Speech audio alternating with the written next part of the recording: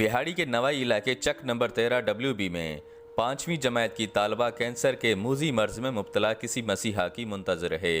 मुतासरा बच्ची की वालदा का कहना है कि बेटी के इलाज के लिए जमा पूंजी खर्च कर डाली, लेकिन ताहाल कोई फ़ायदा नहीं हुआ। दुखी ख़ानदान ने वज़ीर-ए-आज़म पाकिस्तान इमरान खान, वज़ीर-ए-आला पंजाब उस्मान बोजदार समेत मुखय्यर हज़रात से इमदाद की अपील की है।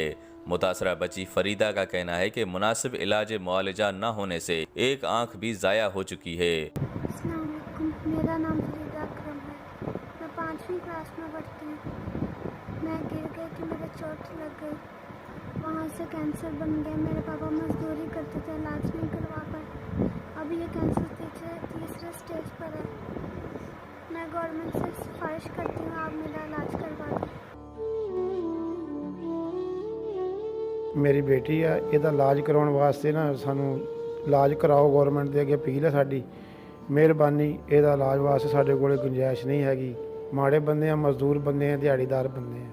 मुतासरा बच्ची दिल में जीने का अरमान लिए इलाज के लिए किसी मसीहा की मुंतज़र है।